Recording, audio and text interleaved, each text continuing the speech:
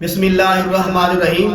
मेरे प्यारे मुसलमान भाइयों, ए देखो एक मुफ्ती साहब ने, इन्हां दा नाम है मुफ्ती अकमल साहब, इन्हां दा ताल्लुक वे बरेलवी मज़हब दे नाल। इन्हां नूं सवाल पूछा जा रहा है कि अज़ान तो पहला सलातो सलाम दी शरई सहीयत की है, तो मुफ्ती साहब की जवाब दे रहे हैं। ए वीडियो देखो। मुफ्ती साहब नहायत अच्छे आदमी ने, बहुत शरीफ आदमी ने, बहुत ही अल्लाह वाले आदमी ने, लेकिन इख्तलाफ राय दा सानू हक बनता है। अगर मेरी बात अच्छी लगी तो मेरी हौसला अफजाई कर दियो, अगर मेरी बात बुरी लगी तो मेरी इस्लाह फरमा दियो। पहला वीडियो देखो मुफ्ती अकमल साहब दी, उस तो बाद मैं जनाब किबला मुफ्ती अकमल साहब ने एक दो बात गुजारिश करना वा और तुहाडे सामने भी चंद बातें अर्ज करना वा। पहला मुफ्ती साहब दी वीडियो देखो।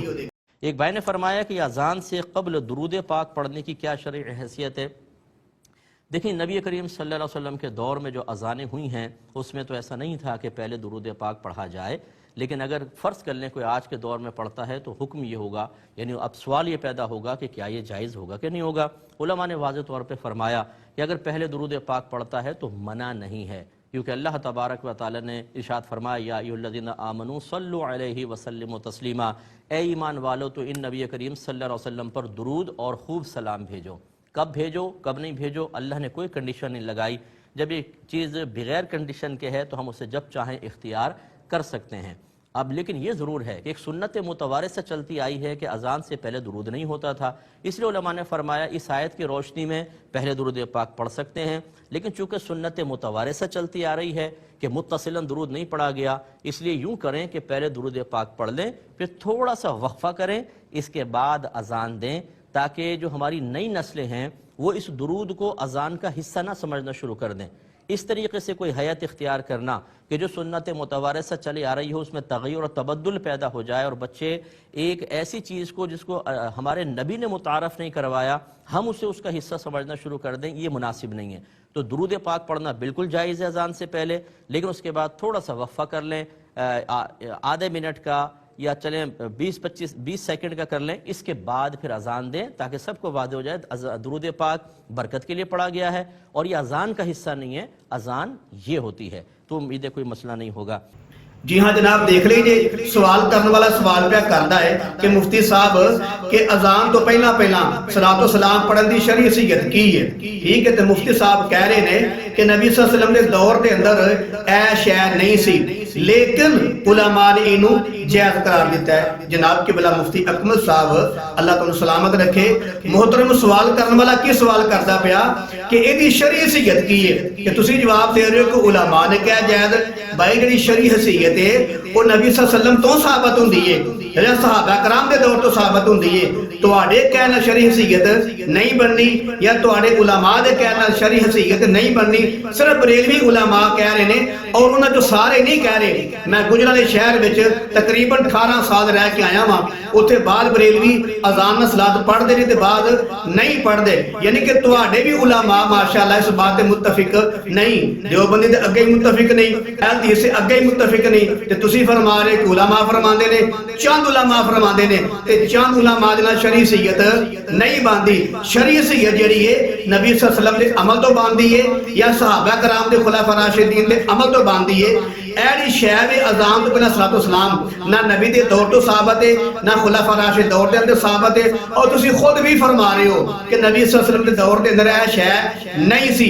मालूम होया शरीयत दे अंदर ऐ शय नहीं, क्योंकि सवाल करने वाले भी यही सवाल किया है कि शरई लिहाज नाल की हैसियत है, ते शरीयत जिहड़ी है मेरे कमली वाले तो डरदी है या शरीयत दा कानून जिहड़ा है सहाबा कराम तो बनेगा, तुहाडे मेरे कहना शरीयत दा कानून नहीं बनदा। एक दूजी बात है तुसी अगे ये फरमा रहे हो क्या ये अजान तो पहला पढ़ना जायज़ है या नाजायज़ है, फिर तुसी फरमा रहे हो कि ये मना नहीं, अजान तो पहला पढ़ना मना नहीं।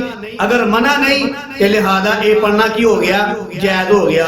जनाब मुफ्ती साहब तुसी माशाअल्लाह मुफ्ती साहब हो, वाकई मुफ्ती साहब हो, अच्छे लोग हो माशाअल्लाह, बहुत साडे वास्ते किबला हुजूर साडे वास्ते काबिल एहतराम माशाअल्लाह। मैं गुजारिश करना चाहना वा, तुसी कह रहे हो कि अजान तो पहला पढ़ना मना नहीं, लिहाजा एक ही हो गई, जायज़ हो गई। ਜਨਾਬ ਕਿਬਲਾ ਮੁਫਤੀ ਸਾਹਿਬ, ਮੈਂ ਫਿਰ ਤੁਹਾਨੂੰ ਅਦਬ ਨਾਲ ਕਹਿ ਰਿਹਾ ਵਾਂ, ਕਿਉਂਕਿ ਸਾਡਾ ਹੱਕ ਬਣਦਾ ਹੈ, ਤੁਸੀਂ ਸਾਡੋ ਵੱਡੇ ਹੋ, ਮੁਫਤੀ ਸਾਹਿਬ ਤੁਹਾਡੇ ਨਾਲ ਅਦਬ ਇhtਰਾਮ ਨਾਲ ਗੁਫ਼ਤਗੂ ਕੀਤੀ ਜਾਵੇ। ਅਗਰ ਮਨਾ ਨਾ ਹੋਵੇ ਤੇ ਉਹ ਸ਼ੈ ਜਾਇਜ਼ ਹੋ ਜਾਂਦੀ ਹੈ। ਤੇ ਜਨਾਬ ਮੁਫਤੀ ਸਾਹਿਬ, ਅਜ਼ਾਨ ਤੋਂ ਪਹਿਲਾਂ ਕੁਲ ਹੁ ਅੱਲਾਹ ਪੜ੍ਹਨਾ ਵੀ ਮਨਾ ਨਹੀਂ, ਉਹ ਵੀ ਪੜ੍ਹ ਲਿਆ ਕਰੋ। ਅਜ਼ਾਨ ਤੋਂ ਪਹਿਲਾਂ ਸੂਰਾ ਯਾਸੀਨ ਪੜ੍ਹਨਾ ਵੀ ਮਨਾ ਨਹੀਂ, ਉਹ ਕਿਉਂ ਨਹੀਂ ਪੜ੍ਹਦੇ, ਉਹ ਵੀ ਪੜ੍ਹ ਲਿਆ ਕਰੋ।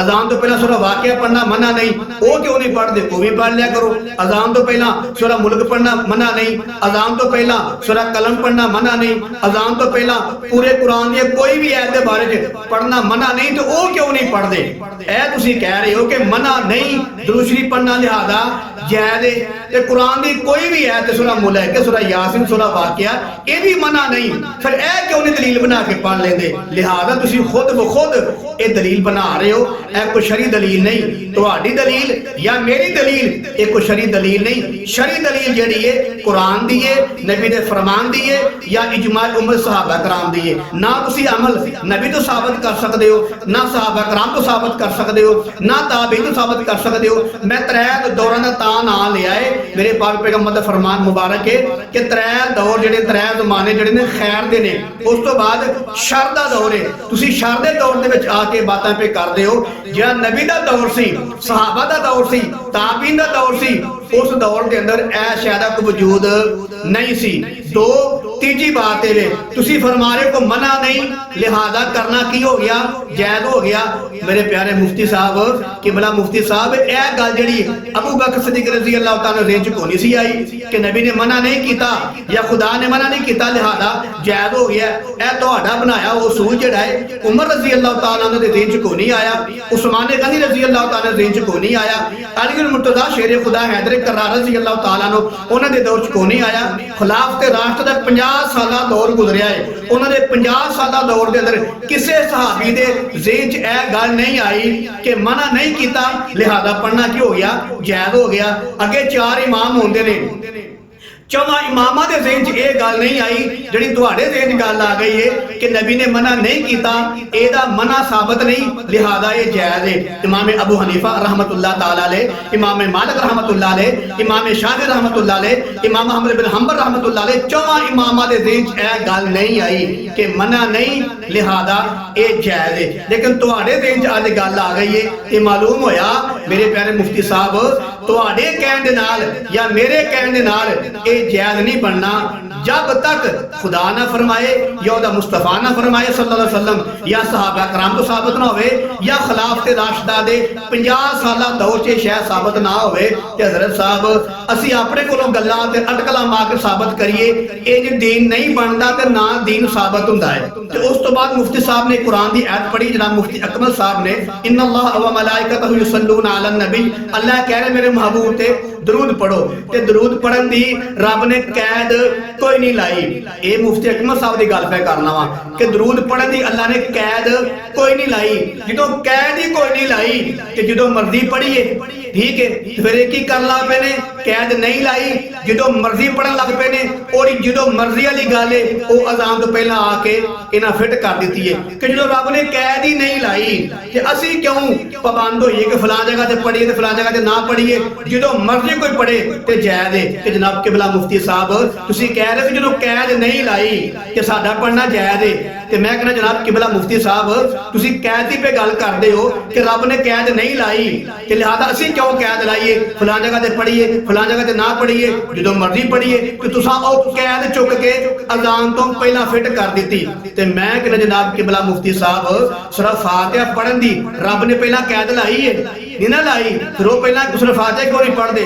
कुल हु अल्लाह पढ़न दी रब ने कैद लाई है, नहीं ना लाई, वो अजान तो पहला फिट क्यों नहीं कर लेंदे? सूरह यासीन पढ़न दी, सूरह वाक़िया पढ़न दी, सूरह मुल्क पढ़न दी, सूरह मुजादला पढ़न दी, सूरह यानी कि फलक ते नास पढ़न दी, आखिरी 10 सूरतां पढ़न दी रब ने कैद लाई है, नहीं ना लाई, फिर वो क्यों नहीं अजान तो पहला फिट कर लेंदे? तुसीं कह रहे हो कि रब ने कैद नहीं लाई दुरूद शरीफ पढ़न दी, लिहाजा असीं जो मर्जी पढ़िए, ते तुसां अपनी मर्जी चुक के अजान तो पहला फिट कर छड़ीए कि रब ने कुरान दी इन्नियां जिहड़ी मैं तुहानूं सूरतां दस्सियां ने इन्हां दी भी कैद नहीं लाई। ਇਹ ਤੁਸੀਂ ਆਪਣੀ ਮਰਜ਼ੀ ਦੇ ਨਾਲ ਅਜ਼ਾਨ ਤੋਂ ਪਹਿਲਾਂ ਫਿੱਟ ਕਿਉਂ ਨਹੀਂ ਕਰਦੇ? ਤੇ ਮਾਲੂਮ ਹੋਇਆ ਤੁਸੀਂ ਕੁਰਾਨ ਨੂੰ ਹਦੀਸ ਦੇ ਮੁਤਾਬਕ ਬਾਤ ਨਹੀਂ ਕਰਦੇ ਪਏ, ਆਪਣੇ ਬਣਾਏ ਹੋਏ ਉਸੂਲ ਦੇ ਮੁਤਾਬਕ ਵੀ ਬਾਤ ਨਹੀਂ ਕਰਦੇ ਪਏ। ਤੁਸੀਂ ਆਪਣੀ ਮਸਲਕੀ ਆੜ ਨੂੰ ਜਿਤਾਉਣ ਵਾਸਤੇ ਤੇ ਨਾ ਹਰਨ ਵਾਸਤੇ, ਸ਼ਰਮਿੰਦਾ ਨਾ ਹੋਣ ਵਾਸਤੇ ਤੁਸੀਂ ਆਪਣੇ ਕੋਲੋਂ ਅਗਲੀਆਂ ਪਿਛਲੀਆਂ ਗੱਲਾਂ ਬਣਾ ਕੇ ਲਾਉਂਦੇ ਹੋ ਪਏ, ਲੇਕਿਨ ਗੱਲ ਬਣਦੀ ਕੋ ਨਹੀਂ ਪਈ। ਮੁਫਤੀ ਸਾਹਿਬ ਨਹੀਂ ਗੱਲ ਬਣੀ ਤੁਹਾਡੇ ਕੋਲ ਕੋਈ ਨਹੀਂ, ਤੁਹਾਨੂੰ ਮੈਂ ਦੋਹਾਂ ਗੱਲਾਂ ਦਾ ਜਵਾਬ ਦੇ ਹੜਿਆ। ਤੁਸੀਂ ਪਹਿਲਾਂ ਕਿਹਾ ਸੀ ਕਿ ਰੱਬ ਨੇ ਮਨਾ ਨਹੀਂ ਕੀਤਾ ਤੇ ਅਸੀਂ ਮਨਾ ਕਿਉਂ ਹੋਈਏ, ਤੇ ਤੁਹਾਨੂੰ ਮੈਂ ਜਵਾਬ ਦੇ ਛੜਿਆ। ਫਿਰ ਤੁਸੀਂ ਆਖਿਆ ਕਿ ਰੱਬ ਨੇ ਕੈਦ ਨਹੀਂ ਲਾਈ ਤੇ ਤੁਹਾਨੂੰ ਮੈਂ ਕੈਦ ਦਾ ਜਵਾਬ ਵੀ ਦੇ ਛੜਿਆ। ਤੇ ਅਗਲੀ ਬਾਤ ਮੁਫਤੀ ਸਾਹਿਬ ਨੇ ਇਹ ਫਰਮਾਈ ਹੈ ਕਿ ਜਿਹੜਾ ਦਰੂਦ ਸ਼ਰੀਫ ਹੈ ਨਾ ਅਜ਼ਾਨ ਤੋਂ ਤਕਰੀਬਨ 20-25 ਸਕਿੰਟ ਪਹਿਲਾਂ ਪੜ੍ਹ ਲਿਆ ਕਰੋ, ਅਜ਼ਾਨ ਬਾਅਦ ਸ਼ੁਰੂ ਕਰ ਲਿਆ ਕਰੋ, ਤਾਂ ਕਿ ਸਾਡੀ ਨਸਲ ਨੂੰ ਇਹ ਪਤਾ ਲੱਗੇ ਕਿ ਦਰੂਦ ਸ਼ਰੀਫ ਅਲੱਗ ਹੈ ਤੇ ਅਜ਼ਾਨ ਅਲੱਗ ਹੈ। ਜਨਾਬ ਕਿਬਲਾ ਮੁਫਤੀ ਸਾਹਿਬ ਕਿਹੜੀ ਦੀਆਂ ਮਾੜੀਆਂ ਤੁਸੀਂ ਗੱਲਾਂ ਕਰਦੇ ਹੋ? ਮੁਫਤੀ ਸਾਹਿਬ ਹੋ ਕੇ ਏਡੇ ਵੱਡੇ ਪਾਏ ਦੇ ਆਲਮ ਦੀਨ ਹੋ ਕੇ ਏਡੀਆਂ ਮਾੜੀਆਂ ਗੱਲਾਂ ਪੇ ਕਰਦੇ ਹੋ। ਹੁਣ ਆਪਣੀ ਨਸਲ ਨੂੰ ਇੰਜ ਸਮਝਾਓਗੇ ਕਿ ਜਨਾਬ ਪਹਿਲਾਂ ਪੜ੍ਹ ਲਓ 20 ਸਕਿੰਟ ਤੇ ਬਾਅਦ ਅਜ਼ਾਨ ਪੜੋ, ਇੰਜ ਪਤਾ ਲਵਾਓਗੇ ਆਪਣੀ ਨਸਲ ਨੂੰ ਕਿ ਅਜ਼ਾਨ ਅਲੱਗ ਹੈ, ਦਰੂਦ ਸ਼ਰੀਫ ਅਲੱਗ ਹੈ। ਫਿਰ ਪਹਿਲਾਂ 5 ਸਕਿੰਟ ਕੁਲ ਹੁਵੱਲਾ ਵੀ ਪੜ੍ਹ ਲਿਆ ਕਰੋ, ਪਹਿਲਾਂ 5-10 ਸਕਿੰਟ ਸੂਰਾ ਫਾਤਿਹਾ ਪੜ੍ਹ ਲਿਆ ਕਰੋ, ਯਾਸੀਨ ਪੜ੍ਹ ਲਿਆ ਕਰੋ, ਸੂਰਾ ਵਾਕਿਆ ਪੜ੍ਹ ਲਿਆ ਕਰੋ, ਸੂਰਾ ਮੁਜ਼ੱਮਲ ਪੜ੍ਹ ਲਿਆ ਕਰੋ। ਤੇ ਕੋਈ ਪੁੱਛੇਗਾ ਨਾ ਤੁਹਾਨੂੰ ਇਹ ਹੀ ਆਖਿਓ ਭਾਈ ਅਸਾਂ ਪਹਿਲਾਂ ਪੜ੍ਹੀ ਵਿਚਕਾਰ ਵਕਫਾ ਕੀਤਾ ਹੈ, ਲਿਹਾਜ਼ਾ ਸੂਰਾ ਮੁਜ਼ੱਮਲ ਅਲੱਗ ਹੈ, ਅਜ਼ਾਨ ਅਲੱਗ ਹੈ, ਸੂਰਾ ਯਾਸੀਨ ਅਲੱਗ ਹੈ, ਅਜ਼ਾਨ अलग है, सूरा मुदस्सर अलग है, अजान अलग है, सूरा फातिहा अलग है, अजान अलग है। ਉੱਥੇ ਆ ਮਾਮਲਾ ਕਿਉਂ ਨਹੀਂ ਕਰਦੇ? ਅਸਲ ਬਾਤ ਹੈ ਕਿ ਤੁਸੀਂ ਆਪਣੇ ਮਸਲਕ ਦੀ ਪ੍ਰਵਾਨ ਚੜਾਉਣ ਵਾਸਤੇ ਸੱਚੀਆਂ ਤੇ ਝੂਠੀਆਂ ਦਲੀਲਾਂ ਦੇ ਕੇ ਉਹਨੂੰ ਜਿਤਾਉਣਾ ਚਾਹੁੰਦੇ ਹੋ। ਇੰਜ ਕੋਈ ਨਹੀਂ ਜਿੱਤਦਾ। ਜਿੱਤ ਹੋਣੀ ਹੈ ਖੁਦਾ ਰਸੂਲ ਦੇ ਤਰੀਕੇ ਦੇ ਨਾਲ, ਤੁਹਾਡੇ ਮੇਰੇ ਤਰੀਕੇ ਨਾਲ ਜਿੱਤ ਨਹੀਂ ਹੋਣੀ। ਜਿੰਨਾ ਮਰਜ਼ੀ ਪਹਿਲਾਂ ਪੜਾ ਲਵੋ, ਹਜ਼ਰਤ ਸਾਹਿਬ ਇੰਜ ਦੀਆਂ ਸੋਚਾਂ ਕੋਈ ਨਹੀਂ ਸੋਚਦਾ ਜਿਵੇਂ ਤੁਸੀਂ ਸੋਚਾਂ ਸੋਚਦੇ ਹੋ। ਮੁਫਤੀ ਸਾਹਿਬ ਹੋ ਕੇ ਚੰਗੇ ਭਲੇ ਆਲਮ ਦੀਨ ਹੋ ਕੇ ਸਮਝਦਾਰ ਬੰਦੇ ਹੋ ਕੇ ਇਹ ਜਿਹੜੀਆਂ ਗੱਲਾਂ ਪੇ ਕਰਦੇ ਹੋ ਕਿ ਪਹਿਲਾਂ 20 ਮਿੰਟ ਪੜ੍ਹ ਲਵੋ ਬਾਅਦ ਚ ਅਜ਼ਾਨ।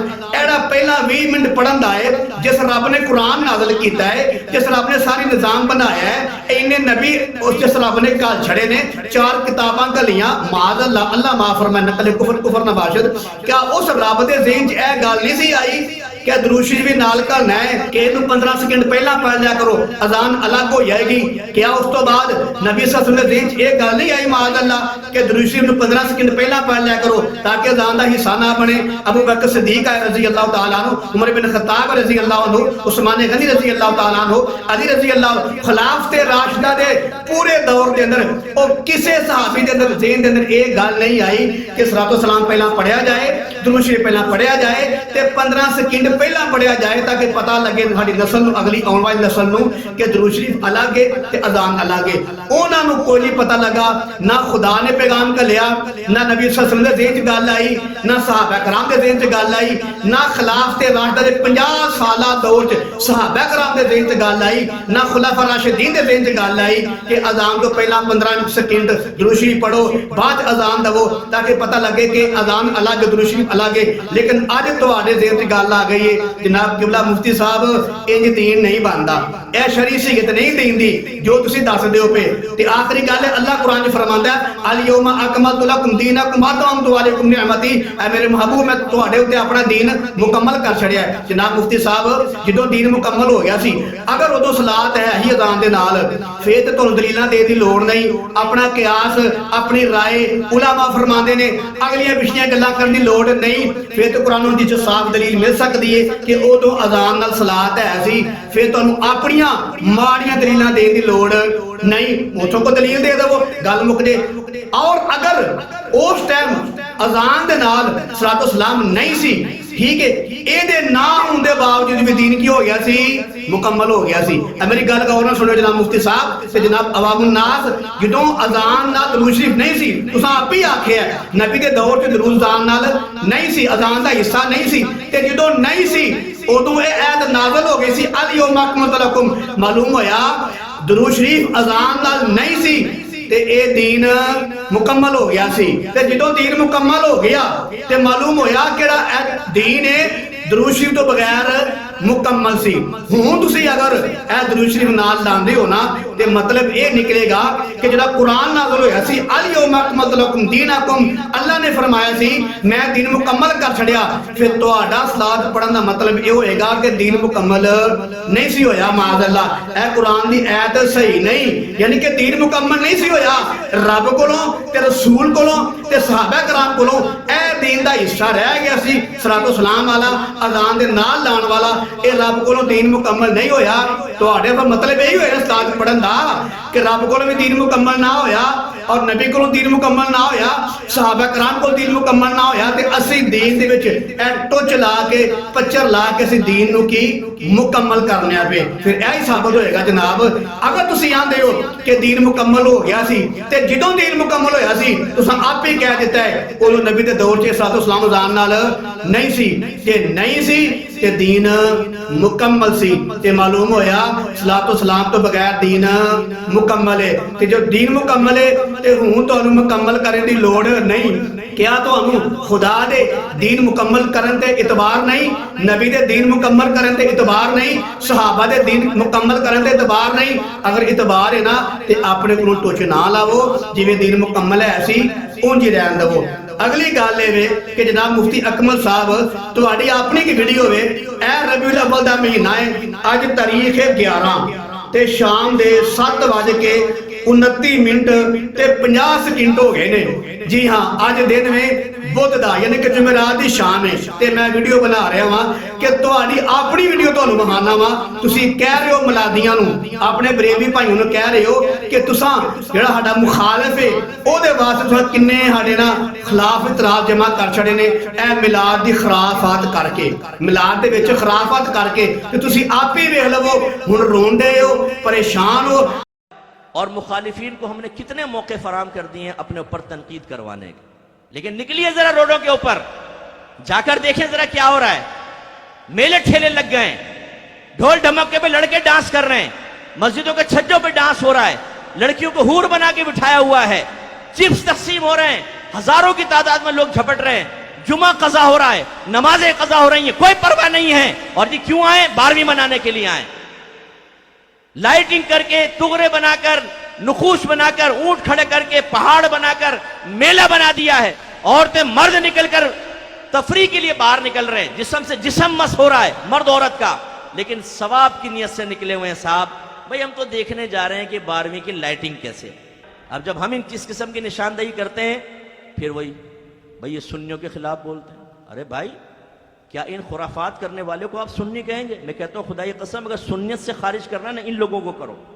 अपने पैरों से कुहाड़ा मार के तुसी परेशान हो। तुसी वो लोग हो जनाब किबला मुफ्ती साहब नाराज ना हो। तुसी पहला दीन दे विच पजरा लांदे हो, दीन च गांडे लांदे हो, टुच लांदे हो, ते जो दीन दा हुलिया बिगड़ जांदा ना ते तुसी बाद जाके सच्चे बन के बैठ जांदे हो, फिर चंगे बन के बैठ गए। तुसां लोकां ने इन्हां लोकां नूं मिलाद दियां यानी कि तारीफां कीतियां, मिलाद दे फज़ाइल दसे, रबीउल अव्वल दे यानी कि अज़मतां शानां बयान कीतियां, ते जिदों होण लोकी करदे ने पे भंगड़ा, लुड्डी, नच, टप, डांस, कुड़ियां और मुल्तान दे विच कुड़ी होर बन के बाहर निकल आई है। मसीत दे चबूतरे ते खलो के डांस हो रहा है ते तुसीं हुण आप ही चंगे बन गए हो जनाब। खराफात है, गलत है, तुसां जनाब साडे मदे मुखालिफ नूं साडे खिलाफ इतराज बना के दे छड़े ने।